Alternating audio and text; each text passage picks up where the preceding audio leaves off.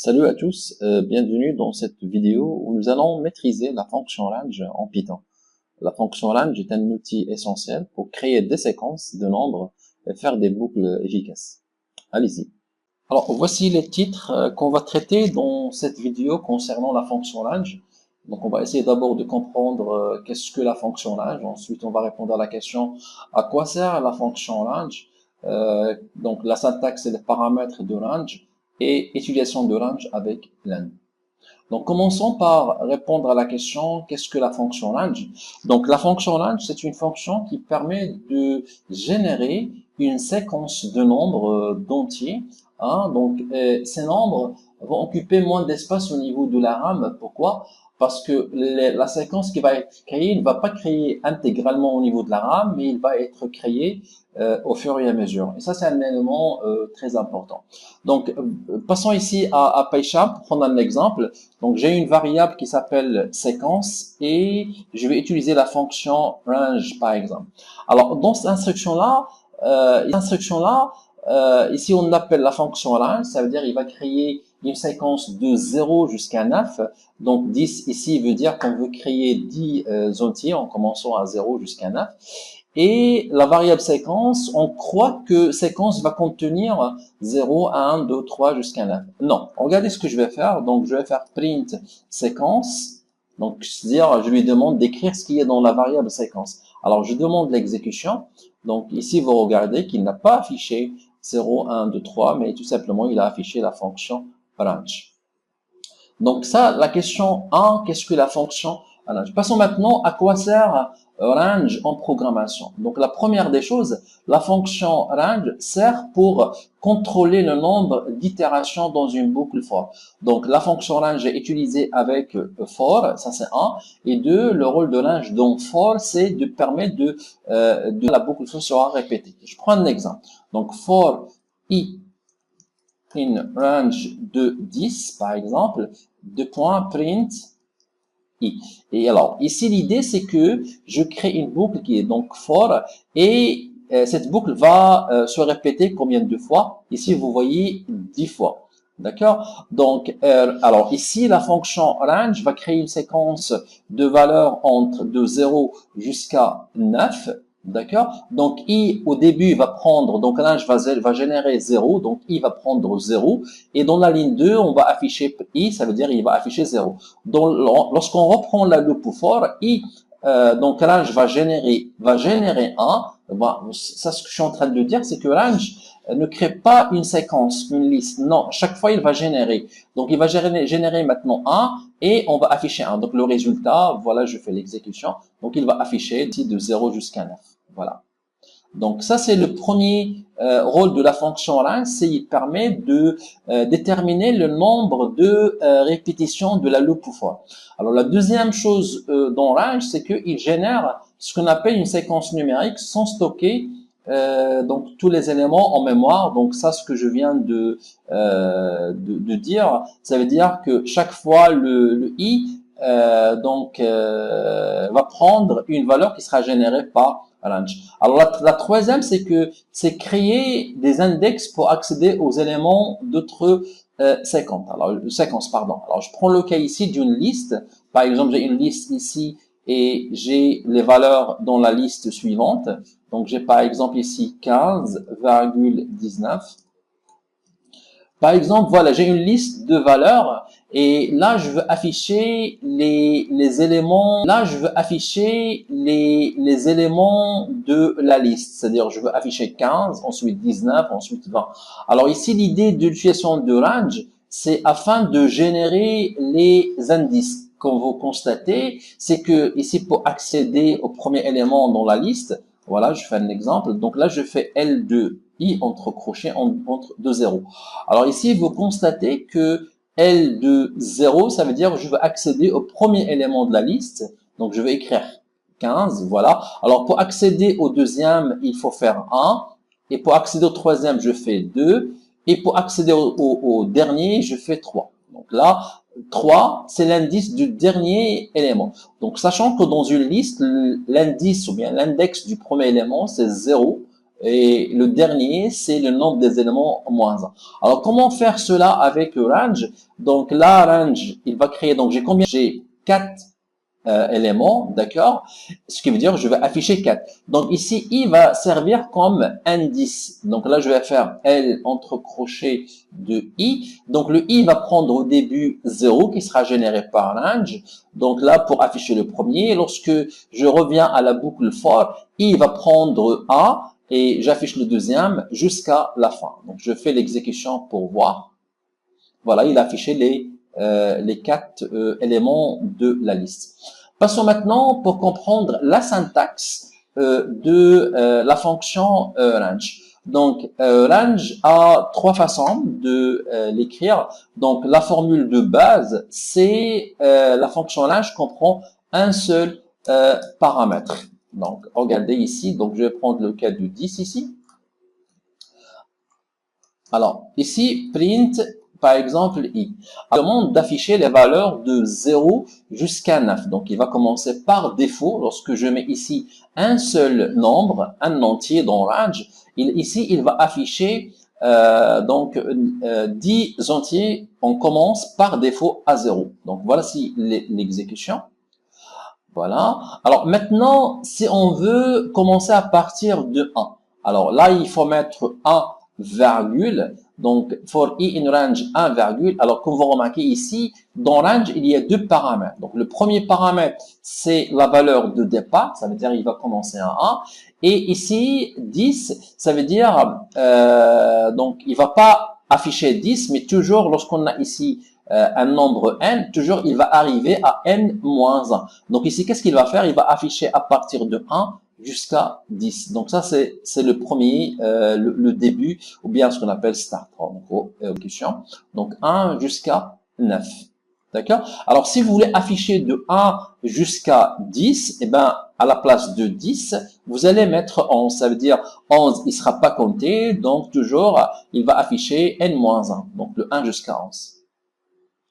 Pardon, le 1 jusqu'à, voilà, il va afficher de 1 jusqu'à 10. Alors, maintenant, si on veut afficher, par exemple, 1, 3, 5, ça veut dire il y a une suite avec un pas entre les valeurs de 2. Donc, il doit afficher 1, 3, 5, etc. Donc, ici, on va ajouter un troisième paramètre dans range, ce qui veut dire 2. Donc, le pas 2. Alors, ici, si je mets 2, qu'est-ce qu'il va faire? Dans ce cas-là, il va commencer à partir de 1.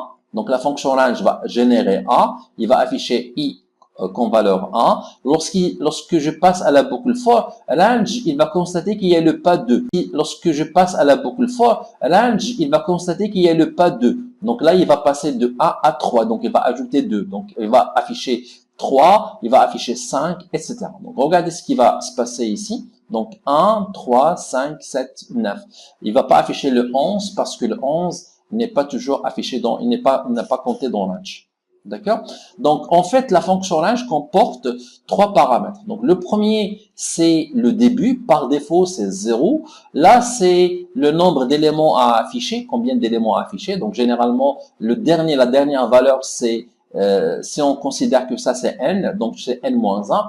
Et là, c'est le pas. Donc, par défaut, c'est 1. Donc, toujours, il passe de 1 à 2 à 3. Et si vous voulez préciser des pas, dans ce cas-là, vous pouvez préciser cette valeur-là. Ça, c'est la fonction range avec ces trois paramètres. Donc ça c'est le start, le stop, donc on voit ici, voilà,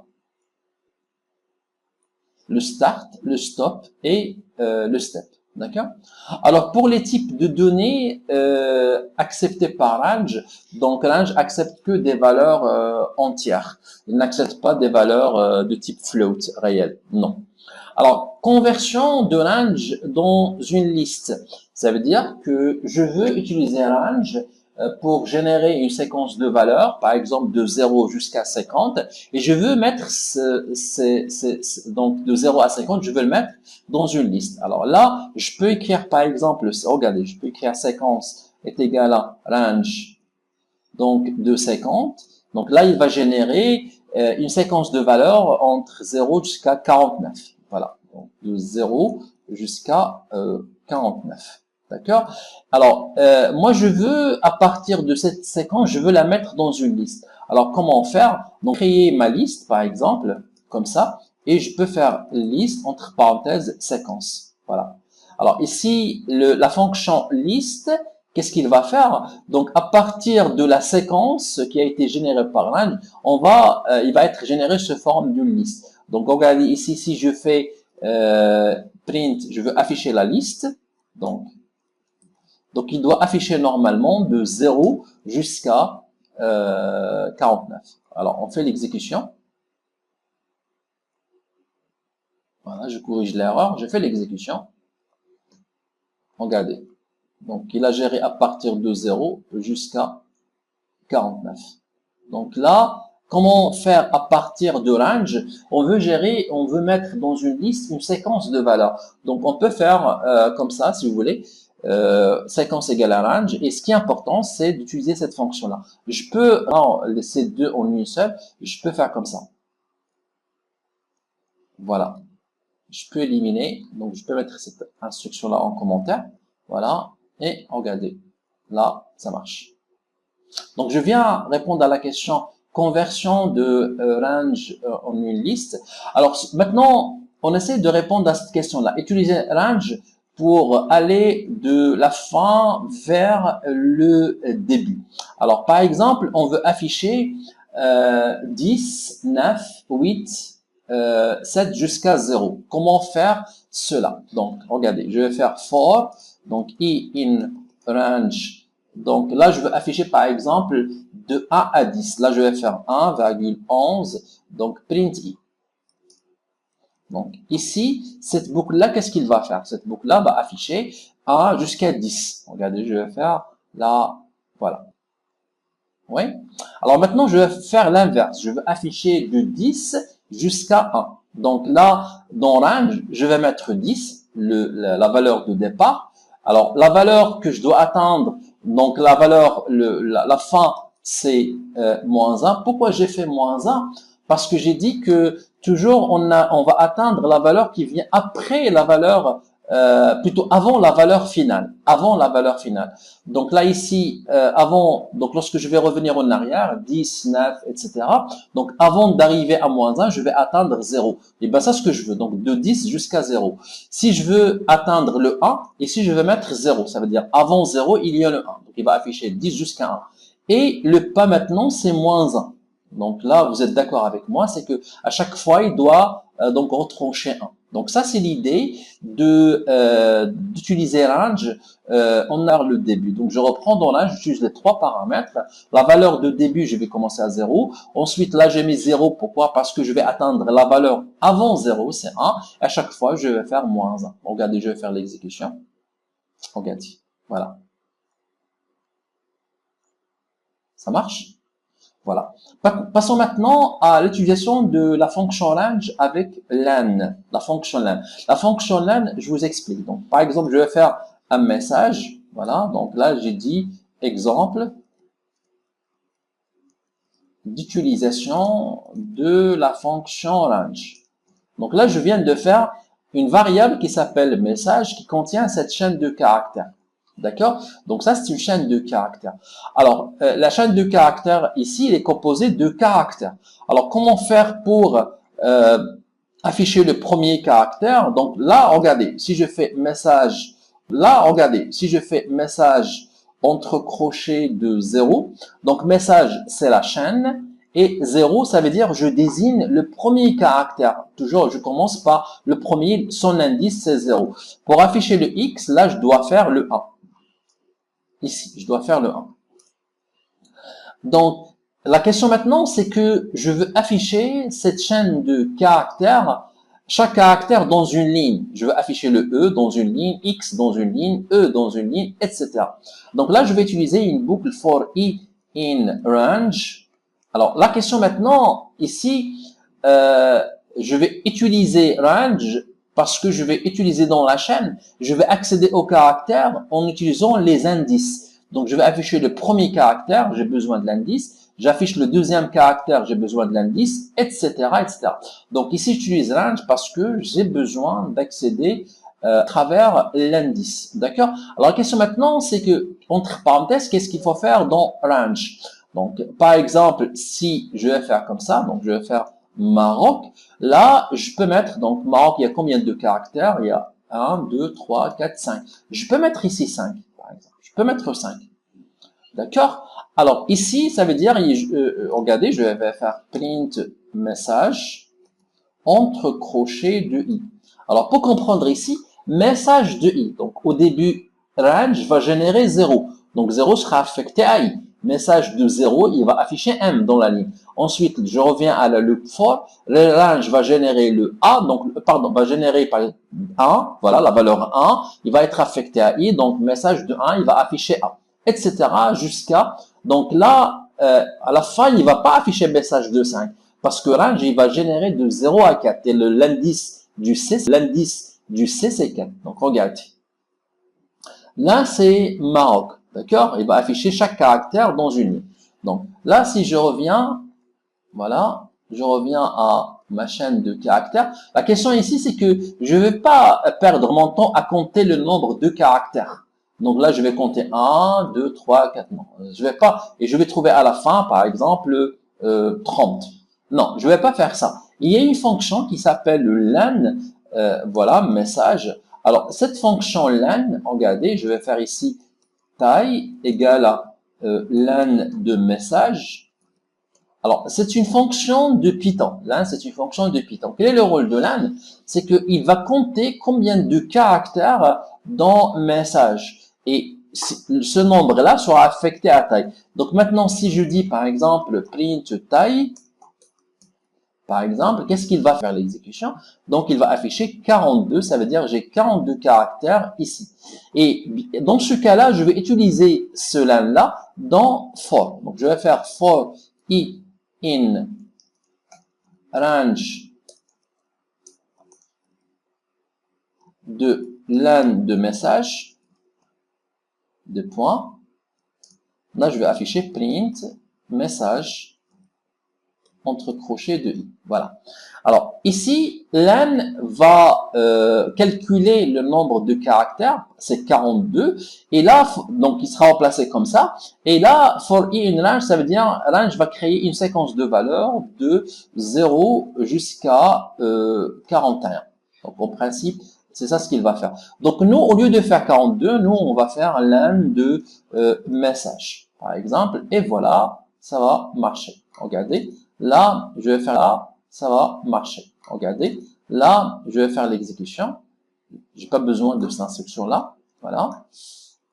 Donc, il a affiché tout notre message jusqu'à la fin. L'avantage de ce programme-là, c'est que si la prochaine fois je veux ce message-là, je vais dire bonjour tout le monde. Je vais pas perdre mon temps à calculer. C'est la fonction len qui va calculer le nombre de caractères. Regardez. Voilà. Voilà. Donc, voilà en ce qui concerne la fonction range. Donc, cette vidéo, je pense qu'il va vous permettre de maîtriser la fonction range. Donc, voilà. Si vous avez des questions, des remarques, n'hésitez pas à me laisser un commentaire. Et je vous dis à très bientôt. Au revoir.